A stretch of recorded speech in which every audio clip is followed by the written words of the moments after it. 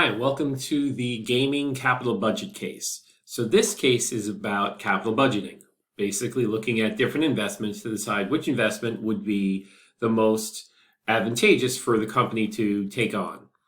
Now, in capital budgeting, when we're reviewing projects, they either would be mutually exclusive or independent.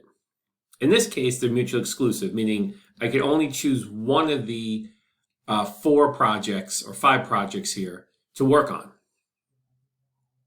Independent would mean I could do all 5 if I thought they're all profitable. But here we're looking to make an acquisition of another company or start a new company.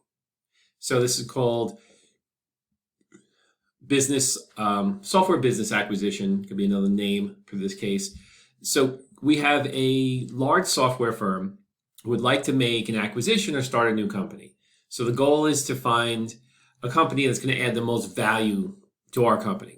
So we're going to construct a capital budget and a discounted cash flow for each of the companies we're investigating to help us provide more input as to what would make the most sense for us. So the worksheet for each company has been set up, and the company data on the capital requirement page will give us information that help us calculate the net cash flow, the investment period, the discounted cash flow, net present value, internal rate of return. Now, each company has a risk factor that we add to the discount rate to calculate how much it's going to cost to borrow money. And we need this rate to calculate the net present value or discounted cash flow. This will also be in the capital requirements page. So after we calculate all the results here, we would want to, if we were working for a company, we'd want to create an executive summary and dashboard to display the findings and discuss the findings and give them your advice as to which of the different decisions they should make, which of the different companies they should purchase to acquire. Okay. And it's also important to understand what are the differences between capital budgeting analysis tools like payback period, net present value, or internal rate of return. Okay, so let's look at the capital requirements page. Okay, so on this page, we have these are the choices of what we can do. Our 5 mutually exclusive projects. We can buy family games, we can buy RPG games, we could buy craft games, we could buy action games, or we could spend the money to start a new gaming company. And this is the purchase price.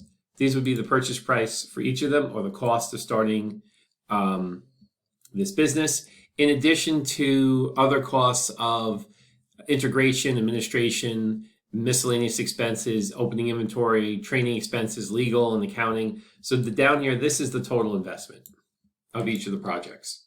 And you can see starting your own software company is the cheapest, but that's not going to come with any customers. So it's not as valuable. So here are the annual fixed operating costs. So these are the total costs per year for running the business between electric, gas, garbage, telephone, labor costs, building maintenance. We have the depreciation of our assets for each year. This is the annual depreciation of the assets. And then we have the revenue forecast in dollars for each of the companies from year 1 to 8. We have the cost of goods sold for each company. So each company has a different cost of goods sold depending on, I guess, they have different costs. So the company tax rate and the basic discount rate, which we would add the risk premium. So if we wanted to calculate what I would call the cost of capital here, it would be adding the discount rate to the premium. So I'm going to take this first cell, the B38, and I'm going to put dollar signs around it and make that a fixed. Let me move this note. Okay, then I'm going to just bring this down. And let me put some boxes around this. So this would be the actual cost of capital because I'm adding the risk premium to the discount rate. So this would be the cost of capital, sometimes known as R for rate or K for capital. Okay, so this is the data here. So let's look at our first company, the Family Gaming Company. So here we have, here's a note that says this should be a negative number. So this is year 0, the initial investment. So I'm going to link this to the capital requirements page. This is the initial investment. And actually, when I link it, instead of using an equal sign, I'm going to use a negative sign. So it brings it over as a negative amount because that's that cash outflow. And then this is going to be, I'm going to bring this down here, and this is the first cash flow for year 0. Year 1. Okay, so you see how these are color-coded in these colors, and if you look here, the capital requirements have these similar colors. This is kind of visually clue you in. So here I have the sales revenue. So first thing we're going to do is we're going to bring over sales revenue. So let's go to the capital requirements page, and we have our sales revenues here, but they are in a column.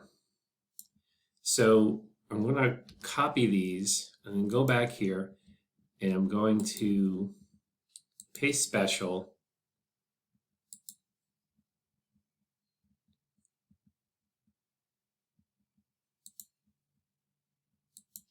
And I'm going to transpose.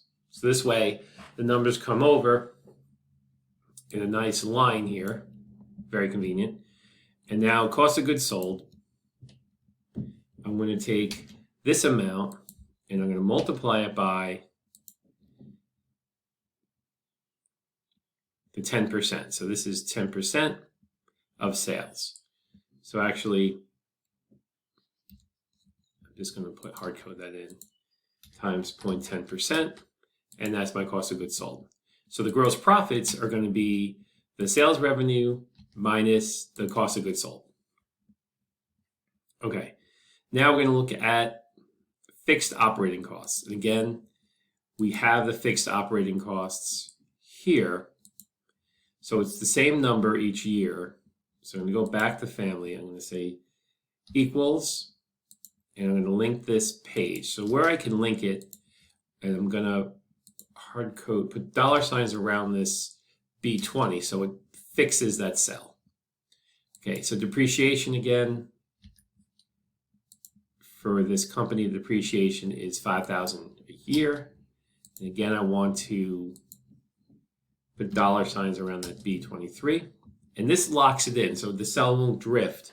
The information source won't drift when I move it about. Okay, so EBIT, operating income before taxes. So I'm going to go fixed operating costs. No, I'm going to say gross profits minus fixed operating costs minus depreciation.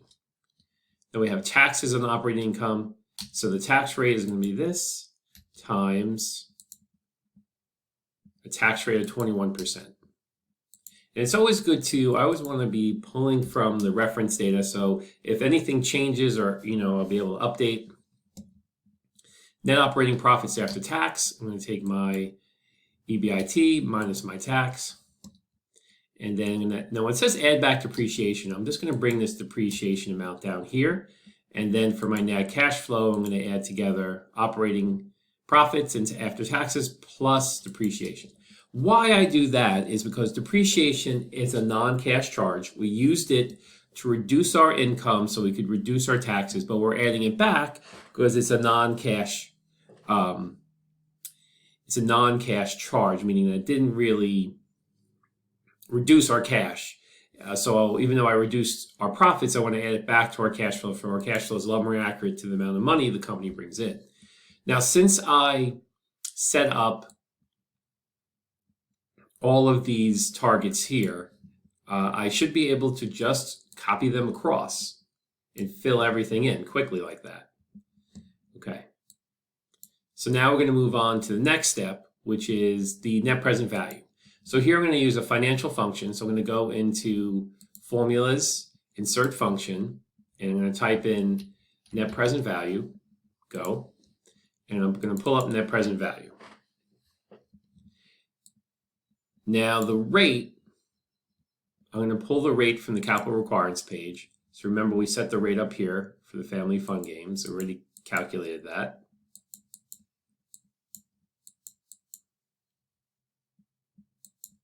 Seem to grab the cell. Cancel. Let me try that again. I don't know. Maybe I can cancel. Maybe. Why is that rate? Let me go to the.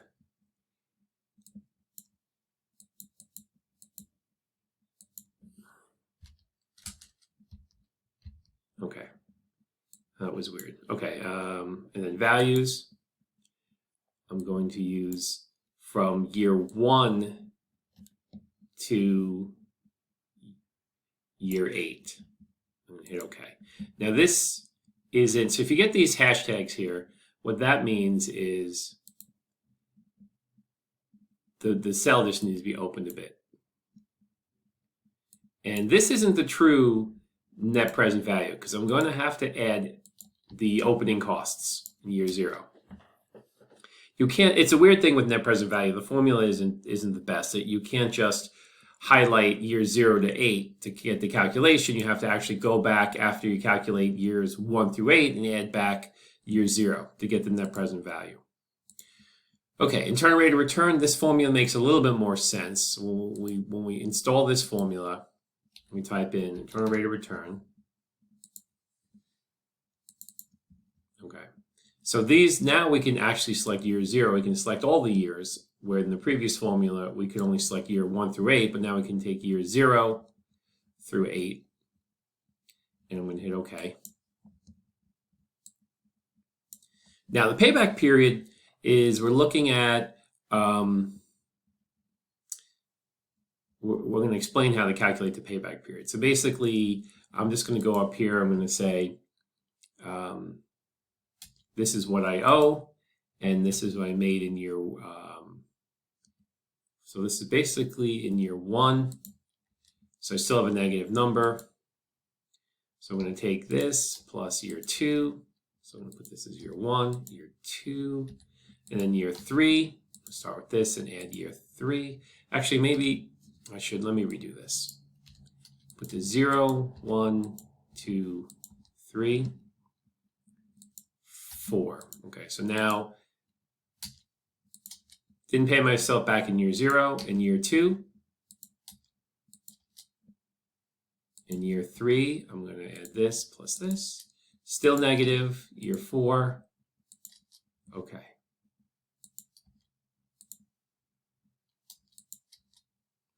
Okay, so actually, year 4, I finally pay myself back. So we know that year 1, year 2, we still owe money. Year 3, we don't. At some point in year 3, we pay ourselves back. So to calculate the percentage of year 3, I'm going to take the 885.647. I'm going to divide by the 15,023,545. So the thing is, it can't be a negative number. They have to be 2 positive numbers. So this is going to be percentage. Actually, just do a fraction. So it's a small fraction of the year. So over here, I'm going to say this plus the fraction. So this is not a percentage. This is a number.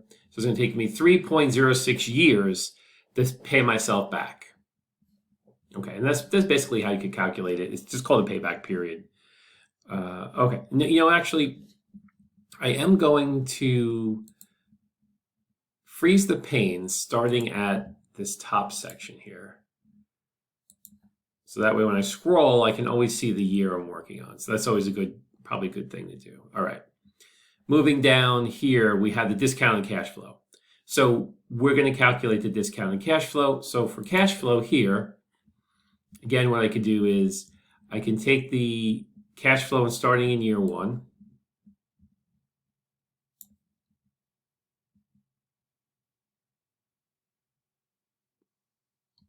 And actually, maybe it would be best to put in a year 0 here since we have year 0. So I'm going to take the cash flows here, and again, I'm going to use that. I'm going to copy, and then I'm going to right-click, Paste Special, open up Paste Special, hit Transpose, and then hit OK. So now, but you see it came in reference. That means I made a mistake. So I'm going to Paste Special again, and I'm going to transpose. I'm going to say values and number formats, because I don't want to bring over the formulas. I just want to bring over the numbers. So the discount rate is coming from, I'm going to say equals capital budget. So we have our discount rate here.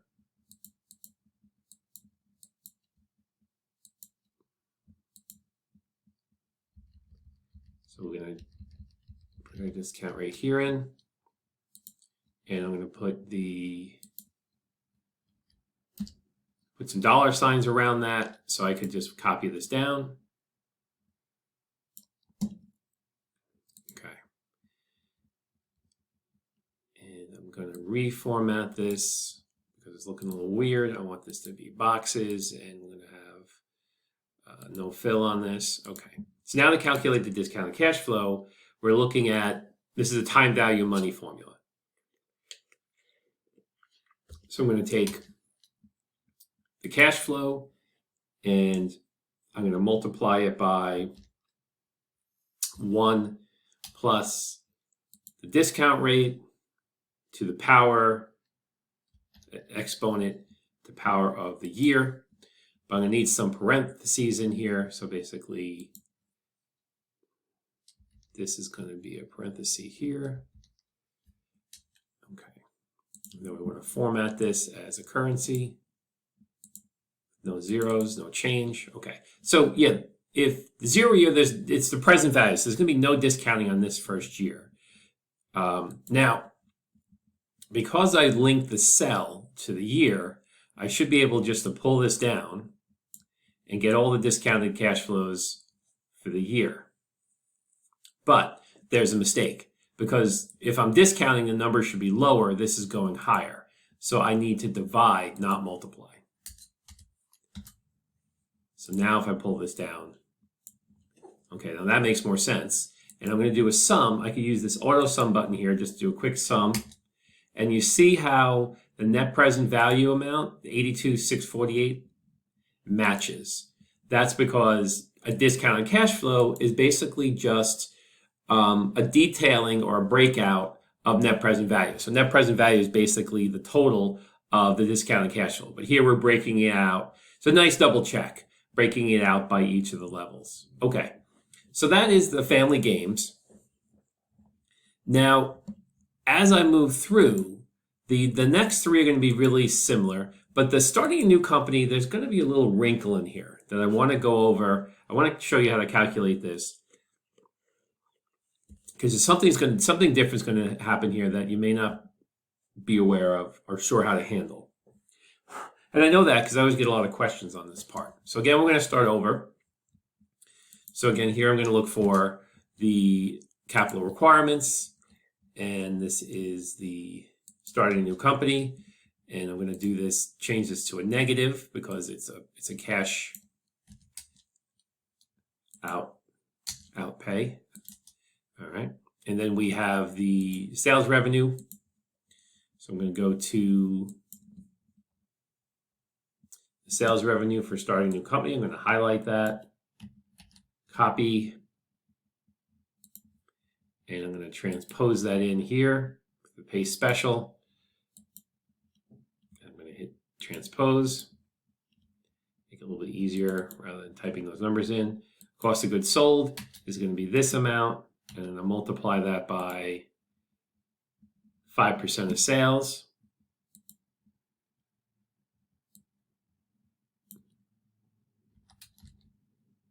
Put that 5% in there. So that's 5% of sales. So gross profit is our costs, as our revenue minus our costs. And then the fixed operating costs, again, I'm going to pull this from capital requirements page. This is the fixed operating costs per year. put that in. I'm going to put dollar signs around the F and the 20. Then depreciation is also going to come from, depreciation is $2 million a year. And I want to lock that cell down. Okay. Now, EBIT is going to be our gross profits minus our fixed costs minus our depreciation. So we actually have a loss. So we have a loss for the first year because our operating expenses are much higher because we're just getting started, so we don't have a lot of sales. So how do we treat that as a tax? It's the same formula, basically. We're going to take the negative and we're going to multiply it by the tax rate. And now, so you see this negative here, it just basically means this is a tax credit.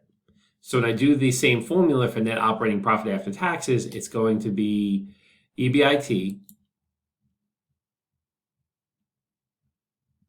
and that's depreciation, EBIT minus the tax credit. So you see now our actual operating profits are 9, not 11, because that tax credit, since we're one big company, we'll use that tax credit somewhere else, and we're actually going to improve. So the actual EBIT loss is less because of the tax credit. So that's not something that you saw in the first example. So that's why I wanted to go here again, add back depreciation. And then for net cash flow, it's going to be the operating profits plus the depreciation. So we still have a loss for that first year. So I should be able to just copy this across. And you see that eventually that loss turns into a profit. And that's typical for starting a new business. You may have a loss. It's not that uncommon. Make that a little bit bigger here. And again, we're going to do our net present value. I might as well do it again. Here I already have it saved, so I'm just going to double click. The rate is 9.25.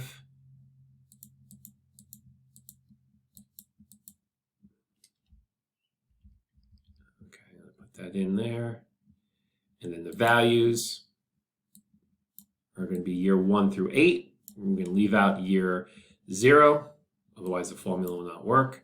But I will go back in and I'll add year 0 to that formula. I'll open up these parentheses, open up this so we can see it. Net present value will be easier. Just have to select net present value again and highlight all 0 to 8. Is our net present value, internal rate of return rather. Payback period. So let's put our scale here, 0, 1. Let's scale out. Okay, and then I'll just say this. If I make this formula, I can just pull it across until you see the first year. Year 5 is the first year that we're going to have a positive. We're actually pay ourselves back at some point in year 5. To figure out that point, I'm going to take, I'll make it a little bit better formula than last time. I'm going to take the residual of year 5, and I'm going to divide that by negative year 4. So I get a fraction now. I put that negative in the formula, so I don't get a negative number here. So to get the payback period, I'm just going to say I'm going to pay myself back in it's going to take 4 years plus a fraction of year 5. And let's make this a number. So 4.04 years to pay myself back. Okay. Now the discounted cash flow, we'll do this again. So here I want to pull in these cash flows, but I'm going to actually modify this to put in year 0. And I'm going to highlight this here. Actually, when you see the file, I might just go back in and put year 0 in here. So you might have year 0 on your file because I probably went back in and updated that. So let me paste special and transpose to bring those up. Gotta do that again. Did that same mistake again. Paste special, formulas and numbers. Maybe I'll just do values and bring that over because maybe I don't want, well, it's already been formatted. So let me go back in here and boxes, and I'm going to change this to this back to a black coloring. Okay, the discount rate is going to be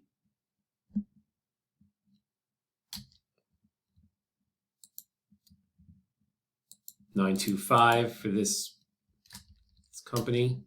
So that's a discount rate, and I'm going to again lock down these cells. Oops. Dollar signs, so that way that just makes an absolute position, so it will not move. Pull that down, and then the discounted cash flow is going to be the cash flow divided by parentheses 1 plus the discount rate close parentheses to the exponent of the year. And we'll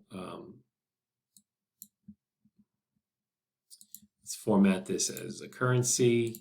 Take away the change. I can bring this down.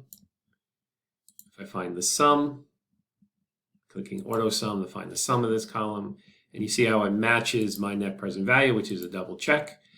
Maybe I will take this, I'll paste, and I'll just, so it's the same color, and then I'll format these as the same color. Okay. Put some cells there just to make it look a little bit better. This is the discounted cash flow. I can make that a little bigger. Maybe just I'll put a yellow color there so it matches up here a little bit. Okay, so that's the discounted cash flow. So now the idea of this is to compare. Say I didn't do the other cells in the middle. I'll leave you to do that, but using the same process. So if you compare just these two, the family company here, now we have the net present value or the discounted cash flow is, and you see here that one thing I can do, if I like this formatting I did here better, I can go like this. I could hit the format painter, go back over here, just touch this top cell. Oh, that should have worked. Why did that not work?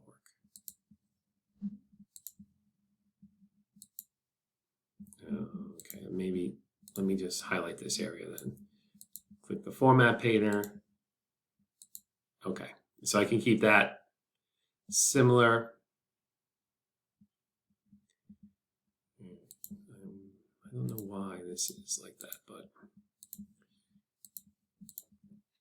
okay, well, 82. So if we look at 82, 37% internal rate of return, this is sort of the return of the project on a yearly basis, and then the payback period. So here, it takes us a year longer to pay back. The return is only 37%, but net present value is 84 million. So here it's only 82 million, but it's a quicker payback period. So the discussion here could be, do I value the payback period more than the internal rate of return and net present value? So most corporate people would say the project with the higher internal rate of return would be the better project. A lot of academics focus more on the net present value because they're saying net present value wise, you're only going to have $82 million at the end of this project, where here you'll have 84, close to 85 million. So that's sort of what the discussion would be in this case when we're looking at the net present values and such. Now, of course, on a case like this, it's not going to be done until you do a few things. So for each of the pages, you should set go to view, and we should freeze the panes. So we're going to not freeze the top row, we're going to freeze the panes. So we can always kind of see the year no matter what we're looking at. We might also want to color code each of these. Since there's a very startling yellow up here, maybe for each of these we're going to do a little color option, and then I can also color the tab to meet that color option. So this way it gives it a little bit more distinct feature, and it just make it a little easier to understand or see what page I'm on. So these color codes is a quick way to make something look a little bit more professional.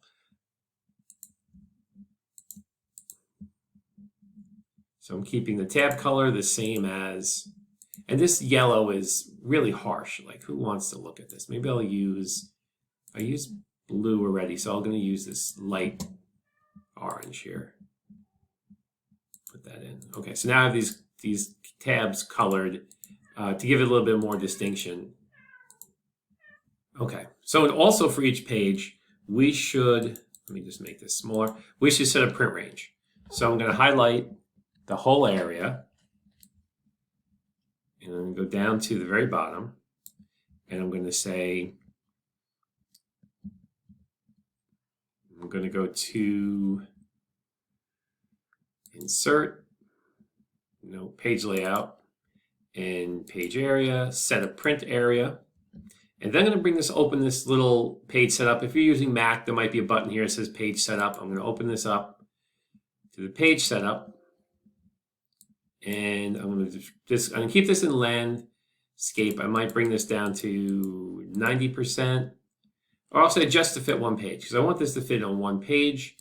I want to put in a header and a footer. So I'm going to say the name of the case as the header, and then as the footer, I'm going to say confidential, page 1. I don't need to set rows repeat at the top because this is just one page, but I'll hit print preview to see what this looks like. And it came in as 2 pages. I don't know why. Okay, let's go back. So that's not professional. It shouldn't be on 2 pages like that. So I think because I didn't highlight, I may have missed that first cell. So let me try this again.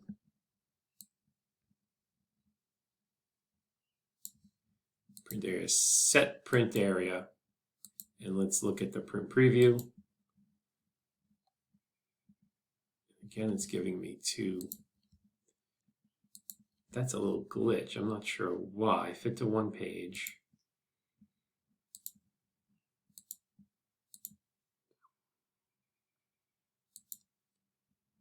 Print area. It looks all good.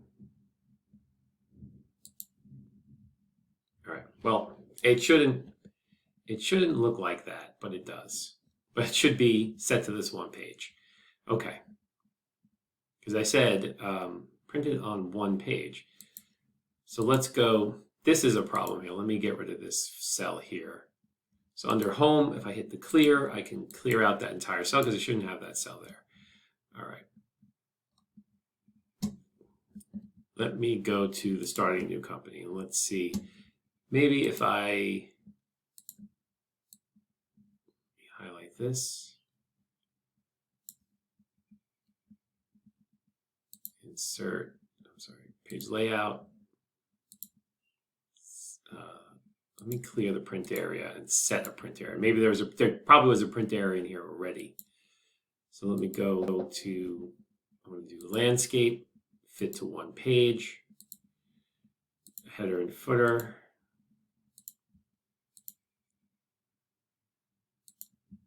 Okay. And do print preview. Okay, that works. So I think that was a problem. There was a print range already in there, so I cleared the print range, and this is just making it professional, setting up the print range. Now, if you have a Mac, you usually have to hit Command P to see the print range. It'll give you a little print preview. To see the print preview, you have to hit Command P. I don't know if you have a print preview button. Okay, so let's look at, okay, so this is, you could fill in these blank pages on the instructions I gave you on these 2 pages. But let's look at how you would build, if you had to build or asked to build a dashboard and executive summary, what would it look like? So I have a finished case here that I'm just going to show you what it would look like, what it could look like. Now, I'm leaving the print here tiny, so you can't easily copy it. But basically, you see there's a generous introduction, there's a generous financial analysis that should really be broken up by each company, and then there's a recommendation of what the company should do. Now, the dashboard here, over here, you can see, I'm going to just make this a little bit, so you move this over. I make the dashboard a little bit bigger. I'm going to show you something cool on the dashboard. Okay. So the dashboard, there are these little buttons here. These are little macro buttons. So if you click on it, it's going to pop over to the family page. And so if I go back to the dashboard and I click on RPG, it goes to that page. And you'll see here that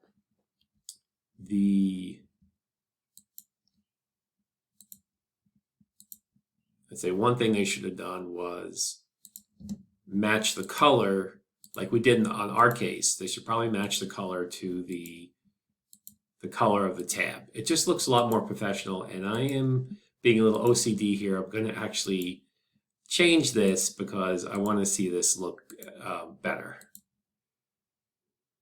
This is like an aqua, and then the graphs.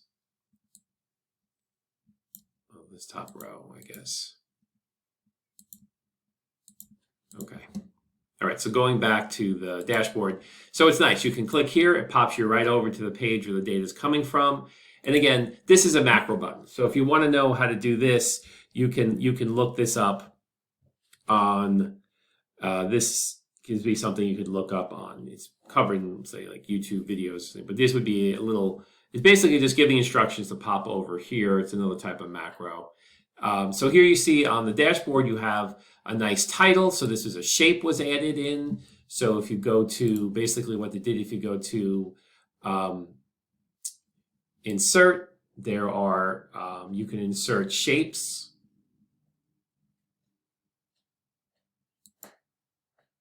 Let's see. No, I want to insert a shape. Oh, here we are, insert a shape. And that's what they basically did, is they put a shape in, and then they put that name in there and they configured it. So we don't want, I just want to show you how it was done. So you can add shapes, put some titles in there. This is a splicer. So basically, if you want to just look at one of the company at a time, the charts will automatically, and this, would have been demonstrated in the previous case. I think one of the first cases I show you how to add the slicers rather. Now you can see the graphics. They put in a revenue chart. They put in a gross profit. So here's the revenue chart. Let's see, chart design. This could be easily changed. Change colors. So this could still be modified. I'm going to change the colors so you can actually, before the color was too distinct where you couldn't tell what line was what with the key down here. Here's the gross profit by year, by company. This is the payback period by company. And again, if you wanted to have a different color palette, you could do that.